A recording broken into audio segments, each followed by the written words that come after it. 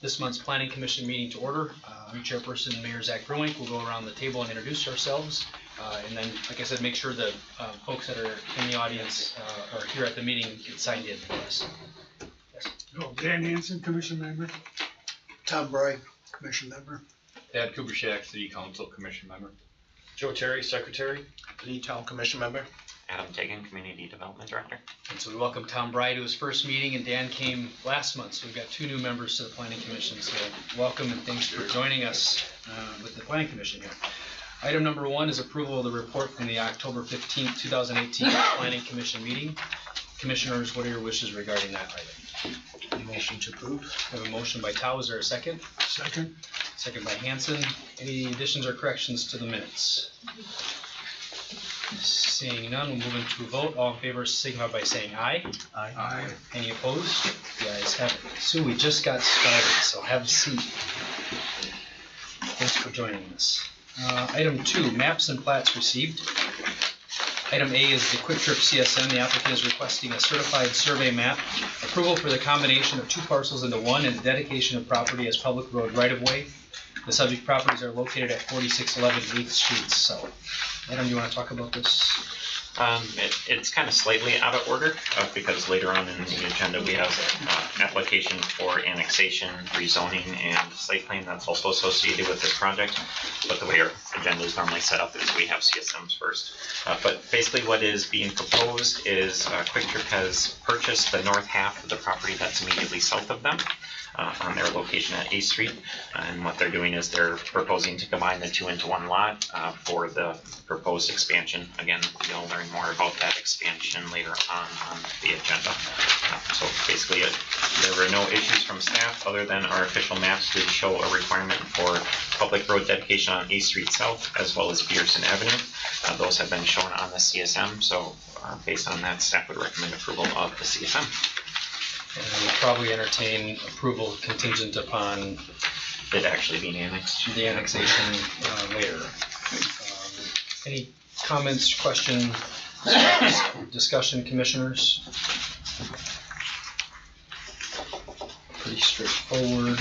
Just like contingent upon the other stuff being successful.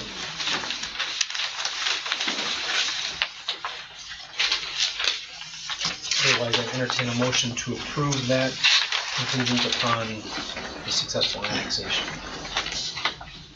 Make that motion. So the motion by Tao, is there a second? Second. Second by Wesley. Any further discussion? Seeing none, we'll move into a vote. All in favor signify by saying aye. Aye. Any opposed? The ayes have it. 2B, other maps and plats received. We received one Thursday last week. Thursday, after the packet had gone out, we received an extraterritorial CSM. So this one is not located in the city. It's located in the town of Saratoga, but it is within 1.5 miles of the city boundaries. So as such, we are asked to review those. It's basically, there is an existing shed on the piece of property that is part of mobile home park. So basically they're proposing to split off that shed. I don't know if the long-term goal is to build a house on there or not. They don't share background information when they ask for us to review them. I did include a location map to try and give you a better sense of where this one is, because obviously it's not always the easiest when you get a CSM like this. But basically it's pretty far south. It's just off of State Highway 73. But staff has reviewed it. There were no concerns or comments. It meets the minimum lot size requirements for the city. Obviously, being out in the township is actually larger than we would require. So I guess I would recommend approval on that CSM as well. Commissioners, any comments, thoughts, concerns?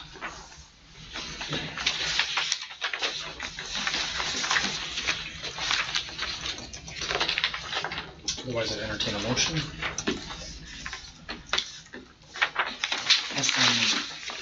Motion by Wesley. Is there a second? Second that. Second by Tao to approve, what do we call them? You can call it DuBois. How do you say that? CSM? Yeah. Okay, any further discussion? If not, we'll move into a vote. All in favor signify by saying aye. Aye. Aye. Any opposed? The ayes have it. Item number 3 is public hearing on Plan 181000 North Point Development. The applicant is requesting a planned development district to permit a mixed-use development featuring residential, institutional, and commercial and parking uses. The subject properties are located between 3rd Avenue South and 7th Avenue South, north of Chase Street. The properties are commonly known as 301 7th Avenue South, 220 3rd Avenue South, and 350 3rd Avenue South. With that, I will open the public hearing. And as a reminder for folks that haven't been through public hearing process before, generally we call for those in the affirmative to give the applicant an opportunity to speak to the project, address some of maybe the questions or concerns, and then those against or indifferent, I guess, at that point. So with that, I will open the public hearing. I'd ask the applicant if there was any desire to speak. Andy? I guess I'm just Introduce yourself. primarily, Andy Dumke from Alliance Development. We're proposing a 40-unit senior 55 and older complex. And we've been through numerous site plans throughout the last year, working with the community. And we feel like we've got a plan here that works, and we're primarily here just in case anybody has any questions. Thank you. Anyone else wishing to speak during the public hearing? Nikki, introduce yourself, please. Hello everyone, I'm Nikki Uharty. I'm from the Wood County Health Department. I've been co-leading the Wisconsin Rapids Health Impact Assessment Advisory Team over the past 18 months. Health impact assessments research and analyze components of a development to report on potential health impacts of that project. So this group has been conducting our first pilot project on the senior housing development. As part of this process, we developed research questions, conducted literature reviews, and facilitated a community input workshop to gather recommendations to mitigate negative health impacts and enhance positive health impacts of this specific project. Based on our research and input from that community workshop, we are in support of the development and are in favor of inclusion of the recommendations that our group put together, which are included in the packet today. Thank you, Nikki. Anyone else wishing to speak? I do. Yes, sir. My name's Patrick Arts. I own the property that's directly adjacent to the proposed apartment building. I'm just generally concerned for a lot of reasons. I mean, I thought it was a little residential neighborhood, but I'll have a 5-story building overlooking my backyard pretty soon. I'm concerned about the increased vehicular traffic. The neighborhood's generally pretty quiet, but it could get, busier. I personally would not want a building next to me, but that's where I stand. Thank you. Anyone else wishing to speak?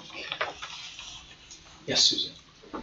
I am not speaking in opposition to the plan per se, except that I noted when I read this that it accepts at least 5 or 6 of the new administrative standards that were just put in by the overhaul of the entire code.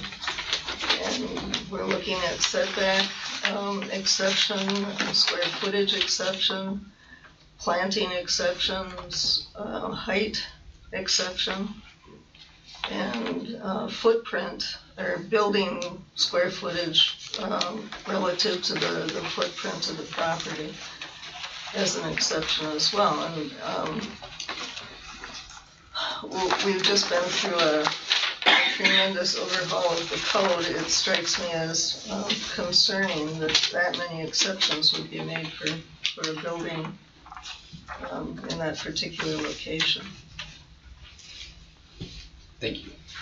Anyone else wishing to speak on the proposal? Or against, or neither, I guess? Okay. Do you want me to provide an overview now, or? I think we can go into the into the action, unless you prefer to do it now. It doesn't. Okay. Whatever the will Anyone of the else commission wishing is. to speak for or against or at all during the public hearing? All right, we'll go ahead and close the public hearing. We'll move on to action. Plan 181000 North Point Development. Allow Adam to go through and give us an overview and then address any of the comments that have been raised thus far. Yeah, so just to provide a little bit of clarification, although the developer that's here, his request is specific to the senior housing portion of this, but the proposed planned development district is larger than just the senior housing. It does include the city parking lot and the Centralia Center as it exists today.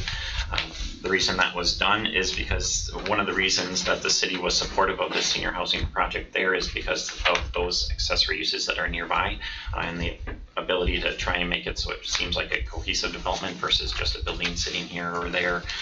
So I just wanted to clarify that. The planned development district, the whole purpose behind it is for custom zoning district, basically. So that's why the exceptions are allowed through the planned development district. Another alternative would be to go through a variance process, which would be a site-specific one. But again, since a lot of these issues or the exceptions were caused by the city's desire to put it in this existing footprint, that's actually what caused this. If it was a traditional developer and a greenfield site, the building would have had very limited because you would have had a larger footprint. But trying to balance some of the considerations of the existing parking needs of the Centralia Center, which includes senior services, it includes the community theater and others. So really trying to maximize the number of parking spaces available while still allowing this development. So as a result, we continually ask the developer to really shrink his footprint. Ideally, he probably would have preferred to have 1.5 acres of that, which would have made it a lot easier to fit landscaping, the density requirements, the setbacks. But again, trying to minimize that footprint is what really caused a lot of these exceptions. That being said, even the city parking lot, there are exceptions that are listed in there. And again, that's tied really towards maximizing the number of parking spaces there. If the additional landscaping islands were put in on this parking lot, it would reduce the number of lots, which got it to an area where there was concerns on whether or not existing parking needs and future parking needs would be met by the development. As Susan did allude to, I would like to specifically kind of go through each of the exceptions that are being requested as part of this planned development district. Those are found on page, there's 2 spots. It is detailed in the recommended condition number 10, which is on page 6 of 7 in your report. So I just kind of want to go through those real quick. The other thing to consider is currently the senior housing portion is zone R4, multi-family, high density. So the use is permitted as it sits today. But when you're doing a planned development district, you pick one underlying zoning district that is the most appropriate or the best to build on. So by doing that, it actually changes to the commercial district, which is not necessarily made for multifamily. So it actually ends up creating more need for exceptions because you're doing the planned development than if they stayed under the existing R4 district. Does that make sense? So while we're trying to do this custom district, we're actually creating more zoning issues in a way. So again, that's what, for example, the use in the R4 district, multifamily would be permitted by right. But again, since we're basing this planned development district off of the B2 general commercial district, we had or it's recommended that multifamily be allowed within this new customized district. The 1,000 square feet of lot area, that one is tied to the fact that, again, it's a small footprint. So it actually reduces, the code requirement is generally 3,000 square feet per unit. So we're looking for that exception to allow the higher density on that smaller footprint from 3,000 to 1,000 square foot. The minimum floor area of one bedroom unit being 625 square feet. The code requirement is for a minimum of 800 square feet for a dwelling unit. But that is tied to the fact of basically this being an age-restricted senior housing development. A lot of times you see one family or one bedrooms being more of a studio style. It's what fits the market in a lot of cases for the senior housing needs. And then the maximum building height of 65 feet. That is higher than would be allowed in the R4 or the B2 district. And again, that's tied to wanting to build up rather than out to try and maximize the building footprint.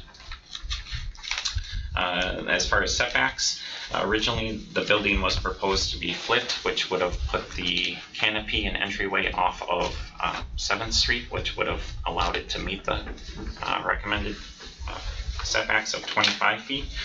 But again, that pushed it farther out into the parking lot, which took away additional parking stalls. So it was the recommendation of staff as we were working with the developer to flip that building so that the back is to 7th Street and push it back that way to maximize that parking area while still keeping the overhead canopy parking area or drop-off area that is part of the plan.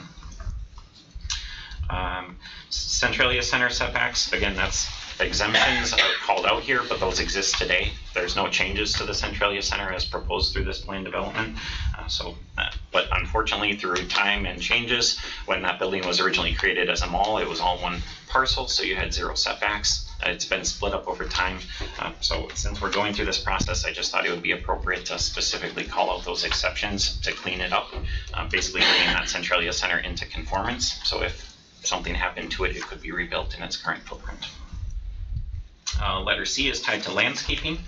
The first one is to modify the required landscaping points to 180 for the senior housing.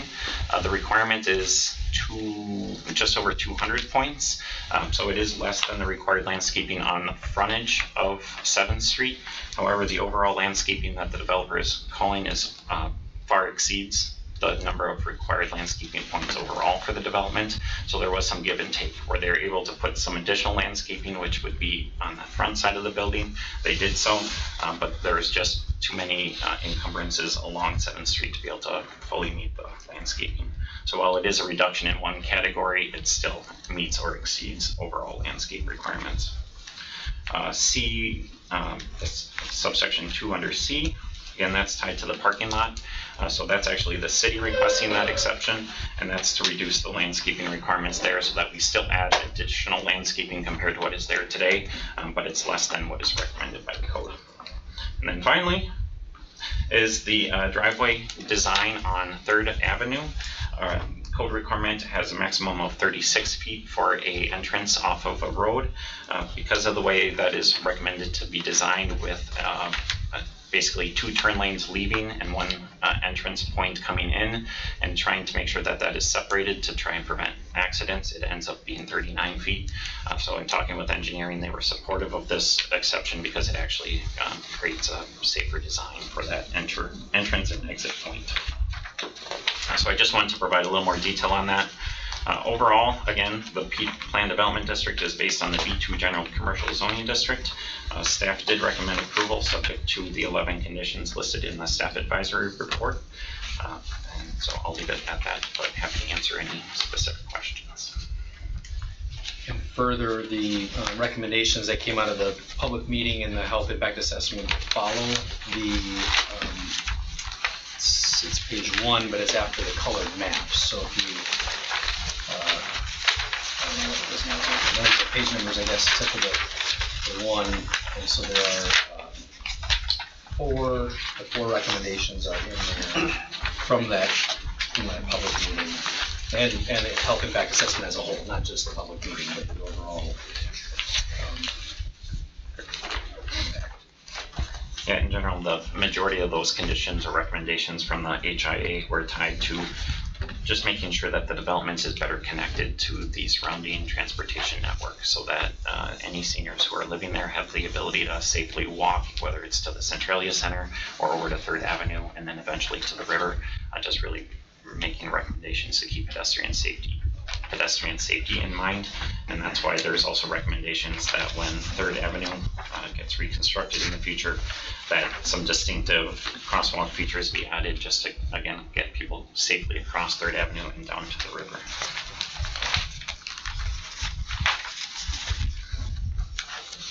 That was the only one I wanted to call out. Commissioner, The YMCA's got a significant investment in this area too. I'd be curious to hear what their thoughts are on this, and whether there's expansion in the future for the Y that may be hindered by this project or not. Sure, we've actually had very good productive meetings over the course of the last 6 months or so to address what any future plans would be, as well as really our biggest concern was parking and the VA clinic, and so from our end of it, all those have been satisfied. So we are very supportive of the project. Did you want to comment on the interrelationship between the Y, the population that this building will serve? Maybe some of that early thinking. Yeah, on November 20th, the YMCA was successful in securing a new market tax credit component for our project. One of the community development entities that's an investor, so to speak, in the project is the same investor related to the senior housing.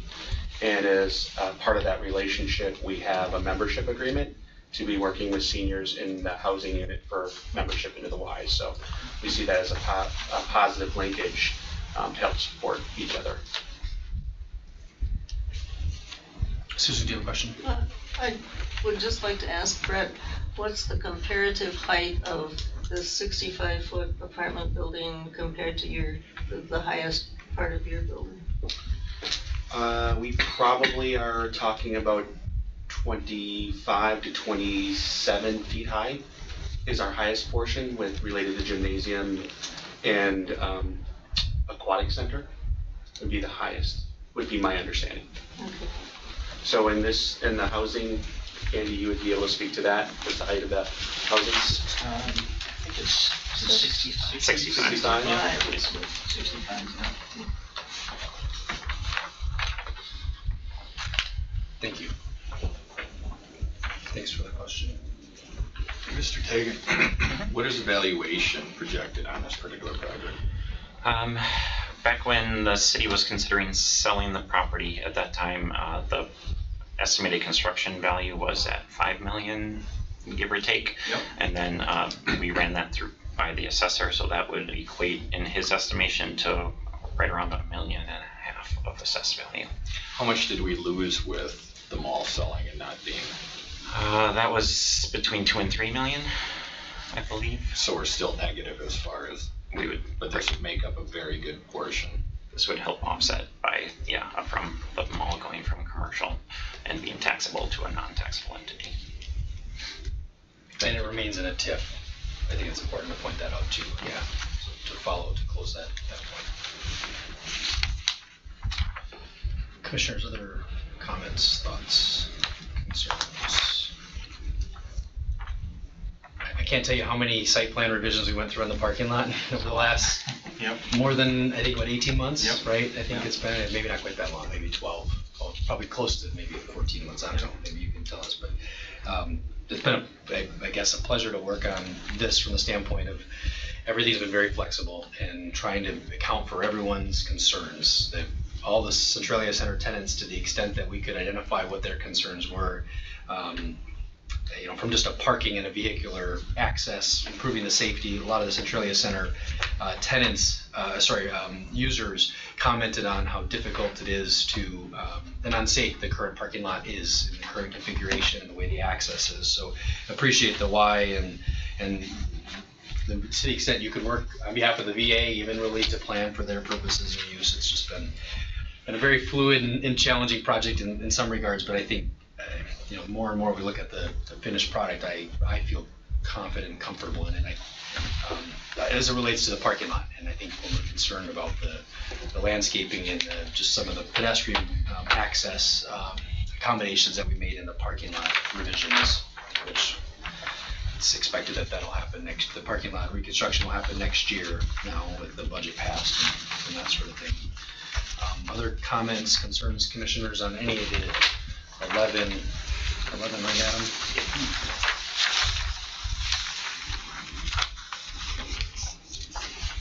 I guess to close a loop on the building height concerns and comments, does any commissioners have any further questions or thoughts, insights on that front? Is it going to affect the airport? It is outside of the airport. Then I don't got a problem. Barely, yeah. I guess the flight path kind of runs along the river a little bit, it's just outside. Yeah, we did verify that early on.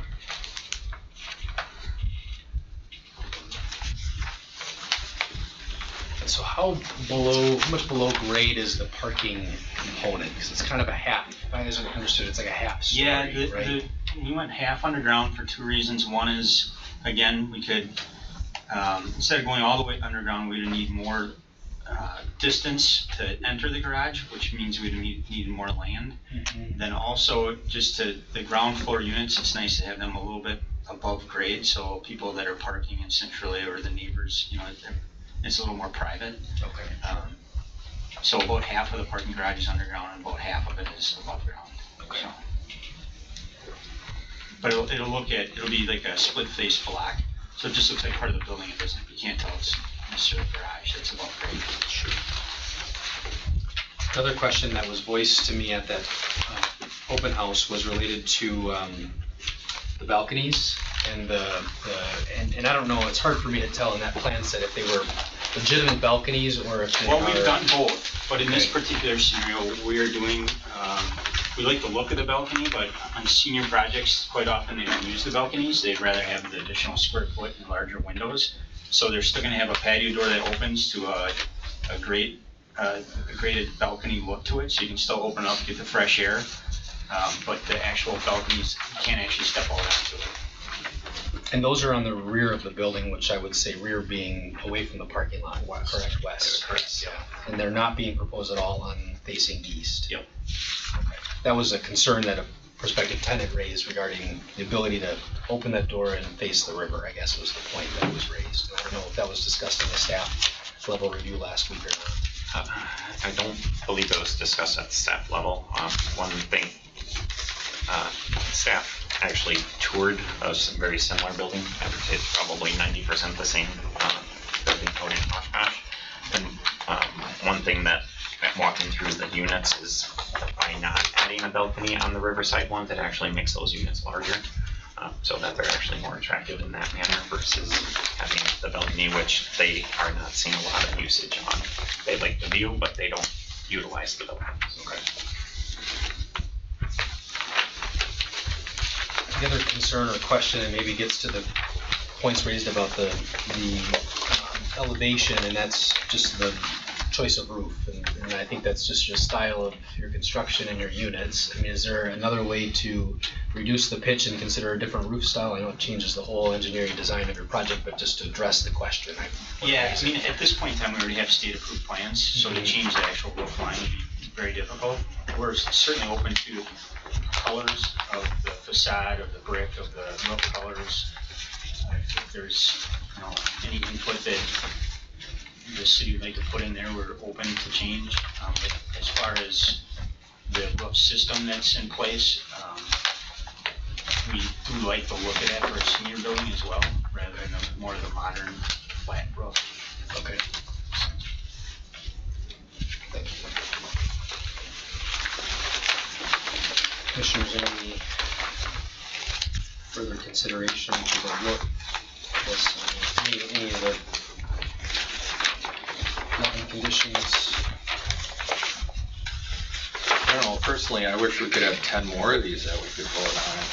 Tune up $2.1 million. It seems like people keep on tearing buildings down. We just had 3 buildings tore down right downtown. We lost a tremendous amount of valuation. So I wish we had one of these a month. How many did you build over in Pepper and 16th there? Maybe? That was a tight site too. Yeah, 40 units, townhouses, there's 4 separate buildings. Yeah.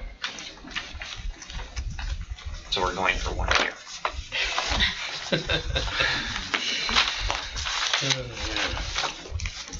Well, if we certainly need the housing, as we heard from the previous housing developer that came forward and was unsuccessful in their pursuit of property for rezoning and that. So for a lot of reasons, I guess we hopefully will have more, to your point, because we're at capacity in a lot of ways, and a lot of our housing studies indicate. Additional thoughts? Anybody on the? What is the time frame?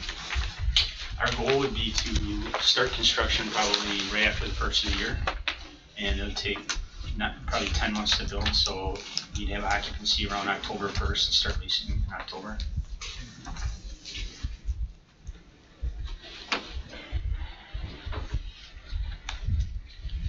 Any further comments, concerns from anybody? I guess internally, we've had a lot of time to review this and analyze it, and I don't have anything really to personally add, so I'm not gonna offer any suggestions or amendments to what's been proposed. The only final comment I will make is the developers did meet with city staff, including public safety, engineering, who all was there, water and light, and went over the entire project in detail. That occurred last week. And out of that meeting, it was a lot of discussion, a lot of clarification, but there were no concerns that were asked of putting in additional conditions or making revisions to the plans as a result of that meeting. And I won't attempt to count the number of individuals notified within the legal objection boundary, but there's a lot. It's probably one of the most we've seen in any of the projects, so. 35, I believe. 35, okay. So 35 parties that were invited to weigh in on it. Commissioners, anything further? Otherwise, I entertain a motion or further discussion, if there is any.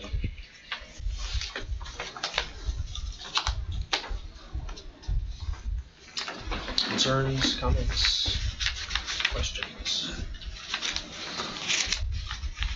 My concern mainly is it good for the city? And it's a well-done project, and I think it is good for the city, so I approve it. Is that your motion?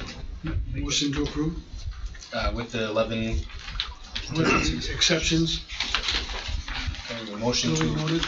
motion by Hanson to approve with the 11 staff recommendations. Is there a second? Second by Tao. Any further discussion for the last time?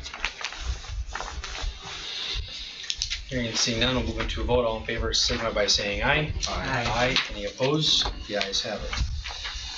Thank you, Andy. Thank you, everyone. Been a process to get here. I look forward to your construction updates and other information on that front, so we can continue to disseminate that out. Thank you. Thanks. All right, move on to item number 5 on our agenda, ZR8 partnership annexation for Quick Trip. The applicant is requesting the annexation of property into the city. The subject property is located immediately south of 4611 8th Street South. And I guess, Adam, you want to speak to the petition? And then we'll, As I alluded to with the CSM, the property is being proposed to be annexed. Again, Quick Trip purchased the north portion of the property, so it is a voluntary annexation request. So as a result, it goes before the Planning Commission for recommendation and then on to City Council for final approval and action. We have also sent it to the township, their notification, and then it was also sent to the state. They have a 20-day review period for this type of annexation. Ultimately, it's a relatively simple annexation in the fact that it's undeveloped property and there is no one living there. So it's currently vacant property that would be annexed. So, based on that, it was sent out for review and comments for the annexation, and there was, well, the only response back was they wish Quick Trip would have bought all the property. we do too. We do too. Looking at this real estate guy sitting back in the corner there, we do too. So based on that, staff would recommend approval of the annexation. Commissioners, any comments or questions regarding the petition for annexation? I concur, with my half-joking comments that we'd love to see the entire property annexed. I think that is the most, I guess, the way it should be, but at this point, that's not the petition that's in front of us, and I personally support it. Other thoughts, concerns, commissioners? Otherwise, I'd entertain a motion. Motion by Wesley, is there a second? A second. Second by Hanson to approve the annexation petition as it's presented. Moving to a vote, all in favor signify by saying aye. Aye. Any opposed? The ayes have it. Just for clarification for maybe people watching on TV, how does an annexation work as far as the property taxes are collected at? And I may get this wrong, but the township is reimbursed for, Bill might actually know this better than I, 3 years? Yes. So the township is made whole for 3 years after the annexation on what they would have received. And then, so if there's any valuation above on that amount, the city would start to capture that immediately. Can I ask a question? Sure. So what's the difference between a voluntary and what would a non-voluntary? And one more thing just to add to it. On my recollection of annexations, not that I'm asking for this, but you're allowed to take 50% more, ask for 50% more of that property to be annexed without the approval of the person that owns it. Is that true? Well, the difference between a voluntary and a non-voluntary annexation is a voluntary, it's 100% of the property owners and or residents are supportive and requesting that petition.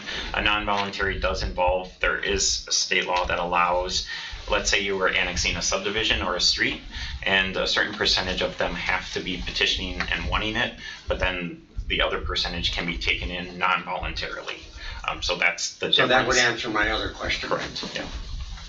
So do you get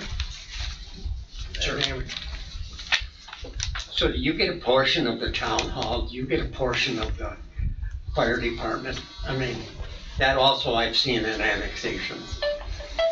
In this case, no. Oh, okay, thank you. Yes, sir. Yeah, in case anybody doesn't know who I am, I'm Greg Allen from Maples Motel. I've been there 39 years, and I have a big history with Quick Trip. The first store they put across the street from me was a Kickapoo, and I grew up in a little town called Lafarge, and the Hanson boys started the Kickapoo, and they were out of Hillsboro, Wisconsin. And I wasn't too crazy about it then, to be quite honest with you. And since then, I'm happy to be across the street from Quick Trip, and I'm not complaining about Quick Trip in any way. I was more worried about environmental issues. I'm right directly across from this, and sound. My lodging is right straight across from there, and I want to know what they're going to do for both things, because I have had a leak from them, and they've soil tested my soil before, so it does run right at me, apparently. I don't know what the levels are and all that, but it's happened to me in the future that Bill Metcalf had called me in one time, and he was my lawyer and he was their lawyer for the thing, and so I worry about the environmental issues because I've got a clean soil there. I've been sitting on there for 39 years and don't want it wrecked. And the other thing is of course the sound for my lodging, because quite frankly that's the noisiest part is on those ends where my buildings are. And I don't know exactly, by looking at all them drawings and stuff, guys, I don't know where all the semis are coming and going out of this new expansion, and that worries me. I was told there would be no tanks or anything put on this property. Is that correct? I think me and you talked. Are you Adam? No, this is Adam. I mean, are you a Quick Trip guy? I am, but I think you talked to Nate. My name's Troy. Okay, I talked to Nate on the phone, and my concerns were the noise and environmental end of it. Because if they get a leak, where does it go? And that's a big concern for me. Sitting there that many years, paying the kind of taxes I have, I'd like to know that I ain't gonna have to worry about that in the future. I'm just like you guys, I wish they'd build a bigger store because you can't get in the damn thing now, as it is. And I can't tell you how many times I go in that place a week, but I just don't know if these issues are even going to be talked about, or sure, or are we just washed down the river here? I mean, everybody wants a big store like that and a big company like that in their town. I'm not against that in no means here. Expansion is a great thing, and I'm progressive as hell, but at the same token, I don't want my property or anybody else's property for that matter on the other side of the street over there wrecked because of what they might put in there. So I worry about that a little. He did tell me that there wasn't going to be any tanks put on this new property. It's basically going to be parking. Yes, we'll get into their plan. Oh, So okay. This is perfect time. the public hearing, we'll consider it open, so Okay. we consider. Well, I'm sorry. No, you're I'm not- fine. I've only, The Mayor, next I've thing only I- been to 2 meetings in 39 years. Well, The last time I welcome. come, Welcome back, I should say. the last time I went to the library, and they told me I was gonna have a mountable median when they put 13 in front of me. It's the only question I asked the state. And what did I get? An unmountable median in front of my main driveway. Then they made one more promise to me. In 2 years, they would put a new entrance to my property for taking away my entrance. And then when I called them to put a new entrance north of me, too late. So I really don't trust anybody at this point in time. Sure. And that's why I made this appearance today.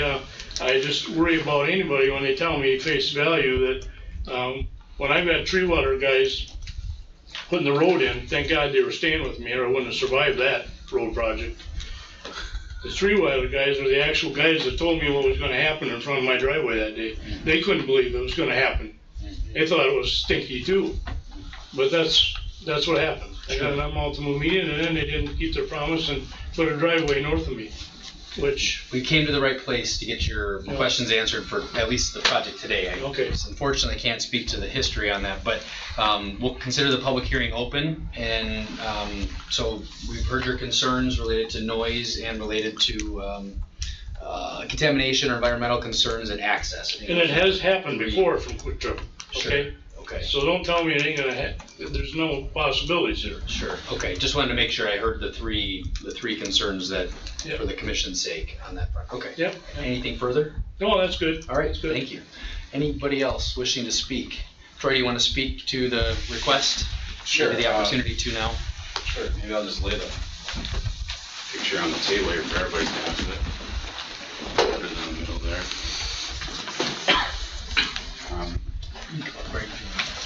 So obviously this is, my name's Troy Malezova, real estate manager with Quick Trip. Thanks for the time this evening. Our address 1626 Oak Street, La Crosse, Wisconsin. As Greg mentioned, our plan here is to we already purchased the property to the south and basically shift our diesel canopy that's there, remove that, add some more parking to the site, and then to the south, as you see on this plan, install a new 2-lane diesel fueling with room for 3 parking stalls, and then ancillary curbing, driveways, and landscaping to go along with that. If you can kind of picture the site there today, about halfway between the green space down the middle and the store is where the existing diesel canopy sits. There's a trash enclosure up against the building on the south side of the building. And that's, everybody's mentioned, anybody who's been there at a busy time of day knows it's a busy place. And, we need a little bit more space to kind of accommodate and make sure that the guests are getting in there safely and efficiently. So,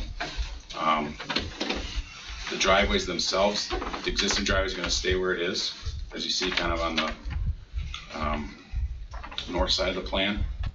The property that we're purchasing to the south will have a new driveway installed to kind of separate the cars from the trucks and the diesel from the gas customers. And that's the general plan. I don't know all the history. I guess I learned a little bit secondhand too that there was some testing done years ago.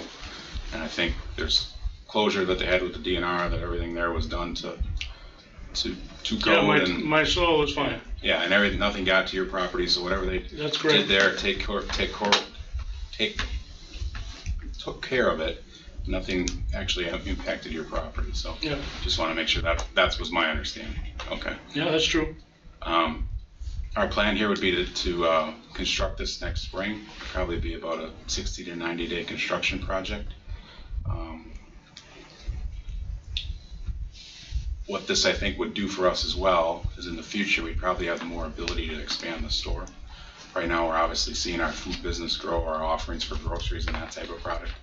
So obviously not part of this plan, but what our plan would be, big picture, is if there would be room in the future to expand that building, we'd have a little bit more room in that regard as well. With that, I guess in terms of access and circulation, it'd kind of be similar to what you see there today in terms of how folks would be getting in and out. As far as the third item was just noise.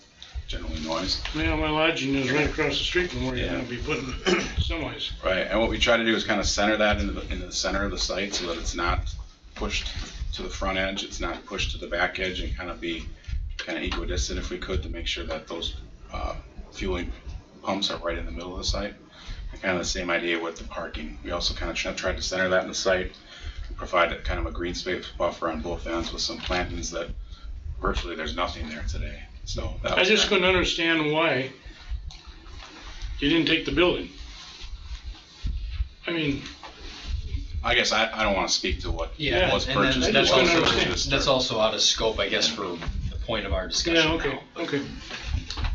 Point So made, would I this be guess. an area where trucks would sit for a period of time and just diesel and run and?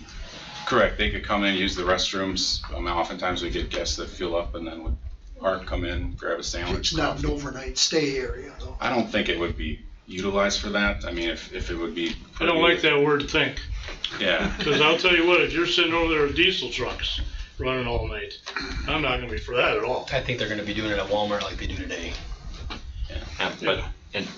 But through the site plan review process, if the commission wanted to put a condition that said no overnight parking in those stalls, that would be appropriate, I guess, if that is a concern, to try and head that off of.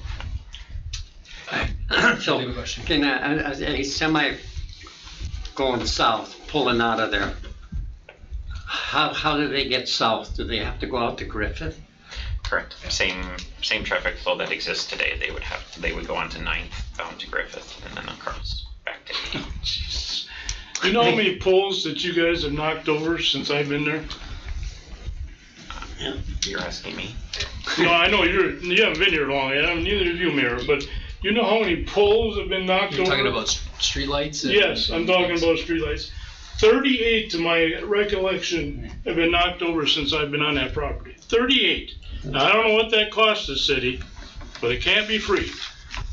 Generally, we pursue reimbursement from them, but. I know, hear you. because How often I'm the do guy we- that usually watches the semi trucks. Thank you. We should Yeah, be and giving I you a call it in. finder's fee for every license plate you tell. I mean, On 9th Street, is that, there's only one house in the city and the rest are Grand Rapids? that's right.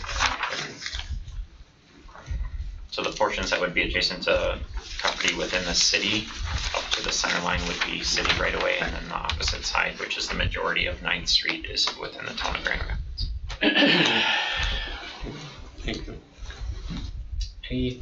Troy, did you have anything further from a public hearing or a project introduction? No, I guess happy to answer any questions. Obviously, there'd be a photometric plan, lighting plan. You know, I think that's the biggest difference I see even from 10 years ago, what buildings look like where the lights are all cut off fixtures and they're really well contained. So I think from a layperson standpoint, I think that's a big difference between what you even saw 10 years ago in terms of the lighting that's done with these sites. So all the lights would be fully cut off recessed, so you don't get that car dealer effect where they're kind of broadcasting and you see the fixture shining light at you every which way. And then obviously, you know, I don't know over the years if our folks managing the store have been good neighbors, but if there's ever any issues, obviously we'd love to be good neighbors and make sure if there's any issues that come up. You know, we're not from outer space, we're Wisconsin folks, so. They were when they were in the town of Grand Rapids. Kickapoo station. So I guess, thank you for the time and happy to answer any questions you have. Thanks, Troy. Anything further for the public hearing from anybody? For the sake of the closure of the public hearing, I'll close the public hearing. Move on to item 7, which is action on Plan 181008 Quick Trip. I guess a comment from the onset from a good neighbor standpoint, appreciate the compliance with the landscaping code and that from the standpoint of screening and, you know, times are changing in terms of what people's expectations were with aesthetics and look, and this will screen that nicely based upon what I interpret I'm no landscaper, but interpret things to be here. Commissioners, other comments, concerns, questions? Either Stan, you want to walk through your staff report? Probably Yeah, no, that's okay. However you want to run the meeting, I'm just here to help. So Plan 18-1008, which is what the public hearing technically is on, is the rezoning request. So when a property is annexed into the city, it defaults to R2, which is basically 1 and 2 family residential. So that's obviously not consistent with the plans that Quick Trip had, so their request is to rezone it from that R2 district to B2 general commercial, which is what 95% of the East Street corridor is zoned and what the adjacent existing gas station is zoned. So that is the request of Plan 18-1008. For that, we did a review. Obviously, one of the main things we look at is the comprehensive plan. Comprehensive plan shows the East Street corridor being commercial. So in that regard, it is consistent. So we did recommend approval of Plan 18-1008. And then the one without a public hearing, but obviously still related, is 18-1009. That's the formal site plan review. That's when we get more into the weeds on the actual layout. So that's why the conditions are tied to screening of the garbage receptacles, adding landscaping, making sure sufficient parking is there, making sure that the lighting plan is reviewed. It's actually kind of nice that they brought a more illustrative version, because when you look at the black and white technical drawings, it can get a little busy. But ultimately, the tanks are in place already, and that is on the existing property. That's just south of the canopy. So my understanding is they're not putting in new tanks, that they'll just feed the pumps in the relocated station or location from those tanks. So that goes, I think, to the concerns that were presented at least a little bit. Not saying that the fueling will still move closer to his property, but again, the tanks are not being relocated. The traffic flow, as I noted before, currently if a semi wants to fill up there, it is pulling in off A Street. It's pulling through out onto 9th Street and down to Griffith. So that traffic flow is not impacted by this change. The main thing is probably more from trying to reduce accidents in the parking lot, but separating the semis from the vehicles. And the other major thing is when the site was developed, for whatever reason, not a lot of parking was put in place. So even employee parking is not really adequately provided on the current site. But by doing this, a substantial number of new parking spots are added, which meets or exceeds our zoning requirements. So there are no zoning exceptions requested. This meets our zoning, our landscaping, our lighting, all those codes are being met. So based on that, planning staff did recommend approval. I think I had a couple of conditions, but those conditions were basically just that they develop it as they say, with some minor revisions. One condition was that they revise the landscape plan, which they have already done actually. They got the report Thursday and had it revised by Friday. So what you see before you is the revised landscape plan that would meet current landscaping code. Thanks for the clarification, Adam. We're currently on the rezoning request, which is 1008, and then we'll move into 1009. So is there any comments, concerns, commissioners, regarding a rezoning from R2 mixed residential to B2? Not necessarily on the zoning, but Mr. Mayor, can we kind of talk a little bit more about that? Or? Sure, if you'd like to, yeah. Yeah, Mr. Tagan, because I'm very familiar with the property, but I was actually unfamiliar with the fact that it was designed that trucks would go onto 9th and then back around onto Griffith. What is the case if they're going northbound, especially if there are other vehicles or such that are parked in that southern area south of the pump? Is it suggested that they go around to Griffith and back around, or would they go northbound on 9th, come around? I don't remember what is it, ancillary street right north? Peterson Street. Peterson, yeah. So I guess, and I don't want to be too restrictive to a particular business, but if it's a case where one, I don't have a problem with restricting overnight parking either. I mean, I think that the business themselves would like to blame it on the city if someone had asked and they say, no, it's not our law, it's the city's law. You can't stay overnight, so I don't think that that's an issue. But if there's a case where there are truck traffic or other vehicles, how does that vehicle come back around to go northbound, or how are they going to know if it is designed to go south on 9th, back around to Griffith and back north? Well, if you don't put up any signage or restrictions on it, they could go whichever way they're comfortable with. Obviously, experienced semi-drivers are going to know how tight the property or the road to the north is, and they're going to avoid that, and they're going to naturally go to Griffith. A way to try and encourage that traffic movement, obviously without having a cop there monitoring it 24/7, would be to put a right turn only.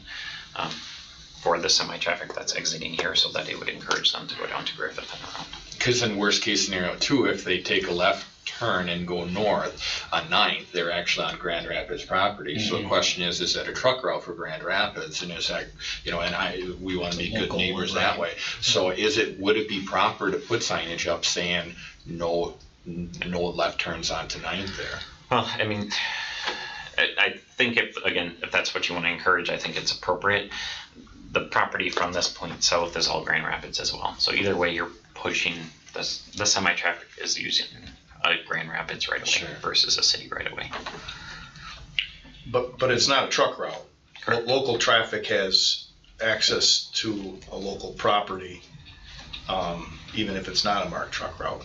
So that shouldn't. I think it's delivery traffic has access, but if they have a reason to access that property, though, that's a local. Yeah, I'm not a law enforcement person, so it's but yeah, I mean, I'm just trying to. I don't care one way or the other, but I mean, I'm just kind of pointing it out just in case if there are concerns. Yep. Can we act on the rezoning? And then we'll move on to potential conditions if there are any from what we talked about in the second one. I'd entertain a motion to approve the rezoning. So moved. A motion by Brian, is there a second? Second. Second by Tao. Any further discussion on the rezoning? R2 to B2. Unless you're suggesting there's any conditions as part of the rezoning. No, typically, especially when you have a site plan approval that allows you to put conditions, I would recommend those on there versus the rezoning. Okay. There's a motion and a second to approve as requested. All in favor, signal by saying aye. Aye. Any opposed? The ayes have it. So that takes us into number 8, which is site plan review, reconfiguration of the existing convenience store and gas station facility located at 4611 8th Street South.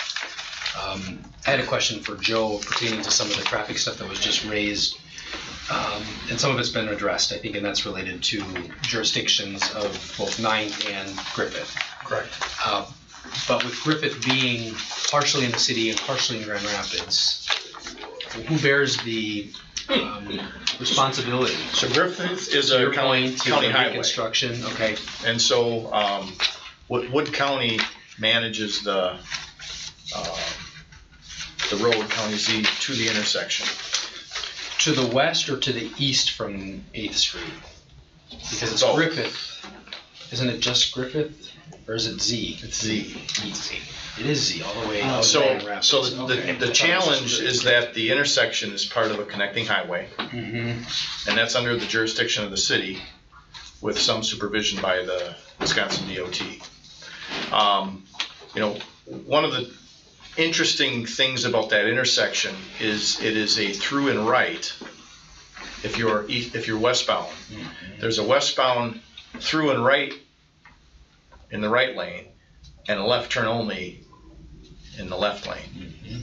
Mm-hmm. It's not really common. We do have Lincoln and East Grand has the same setup, but the intersection behaves very differently. So that is a bit unique for that intersection because there's so much left turn traffic that that geometry makes sense, but it does result in some confusion because your eastbound left turning traffic has to pay attention,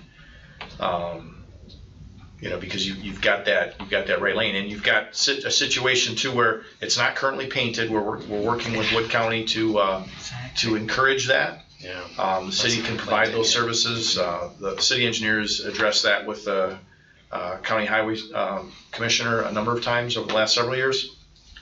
But truck right turn movements at that intersection are a problem. They need to be in both lanes in order to physically make that turning movement. Mm-hmm. So that intersection has been laid out in a long range plan to fully facilitate traffic there. It may be that if we look at something a little more short term, we may be able to look at a safety grant to expand upon that right turn lane. but I'm not sure that there's enough accident activity there. You know, like the gentleman had said, there's a number of times where, you know, that signal and it's been, you know, mowed over pretty good. It's usually when they turn right. Yep. Yep. To the north. And so if they, you know, but most of the drivers, I mean, that movement takes place regularly today. And while there have been some incidents, given the number of vehicles that make that movement, and, you know, no issues is not as much of a problem, but I wouldn't consider it a problem. It is tight geometry for that area. It is certainly not ideal, but it is workable. And I don't consider the improvements to generate that much more activity. I mean, it may promote some just from local truck drivers that know the area and know the use, so I don't want to put it on Quick Trip promoting more activity at that intersection necessarily, but. Well, and if they're drawing us to scale, it certainly appears that there's ample room inside the lot for a truck to make a U-turn in the lot and exit to the north.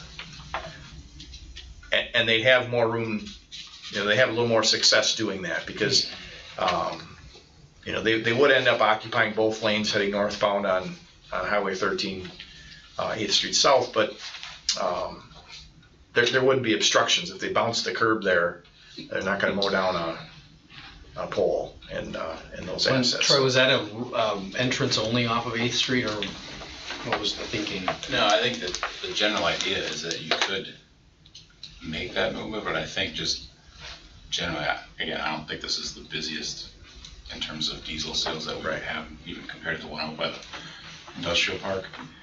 Well, generally, it is a good idea to get them going in one direction, if you can, generally speaking. So somebody could make that movement, but if you're trying to do that at a time when, say, 2 vehicles are coming in, that definitely wouldn't be the safest maneuver you could make. So our thought is if we could maybe sign it so that generally is going here west to east, that would be the preferred flow of things, similar to where the way the store is set up today. Mm-hmm.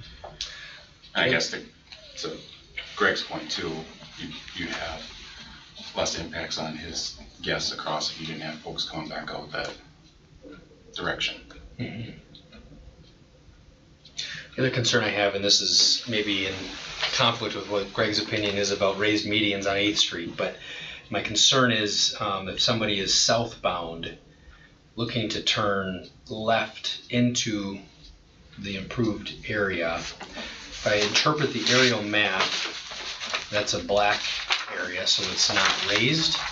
But truck traffic, and this isn't, again, Quick Trip's problem per se, but it's the way the DOT is configured 8th Street to date, or we've got to live with it to date, is that left turn, the truck turning left into the property would sit in the left turn lane until they are able to turn left. Does that make sense? So if you're turning off of 8th Street to the east, we see it in a lot of places on 8th Street. I'm not claiming that this is any worse or any better, but it just begs us to push again the need to get the DOT to raise more medians on 8th Street, unfortunately, but I mean, that's just the safest, and I get the concerns on the other side of the equation too.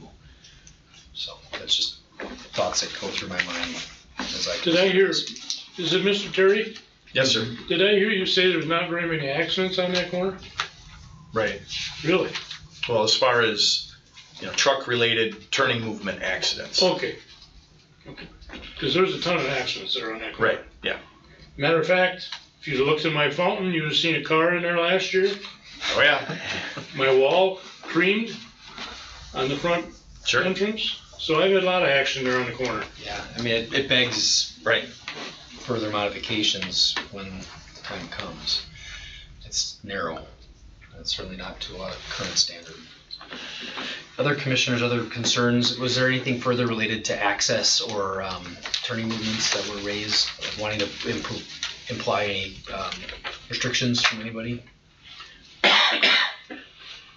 I, for one, am fine with as it presented. I'm glad we put a lot of the issues on the table because I think. Yeah, I would be more concerned if there were nothing there today And there was proposal for a, significant truck refueling station as part of this plan. But I don't see that in this proposal. It's just a modification of what's there, to segregate some of that flow, and as a result, I have no concerns about, new potential hazards or increased hazards because of additional traffic with this particular development. And I think in furtherance of my comment, experienced truck drivers are gonna turn left at the Griffith intersection and come around the back. Hence why I think we don't wanna restrict inbound or outbound access one way or the other on that. Commissioners, any other thoughts, concerns related to the site plan review and the 4 conditions? Otherwise, I entertain a motion.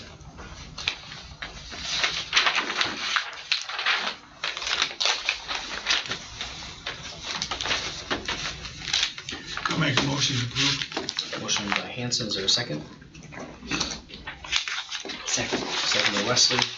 Any further discussion? Adam? Yeah, I guess I would just like to say that they wouldn't have access to overnight stays. I mean, a truck pulling in there and just dieseling the whole night and staying, that just doesn't fit in with being a good neighbor, and how many trucks end up staying in there, and all of a sudden you got 2 and then you got 4, and it just isn't, I don't sense that this is a place where trucks lodge for the night. Sure. Do we gotta amend the motion then? We would, if there's a desire to amend the original motion, which generally we take a vote. I call for any objection to amending the motion. Is there any objection to amending the motion to reflect no overnight parking? No objection, so we'll ask if you'd be willing to amend your motion to reflect the inclusion of the no overnight parking restriction. I'll agree to that. Would you agree to that in your second? Further discussion? All right.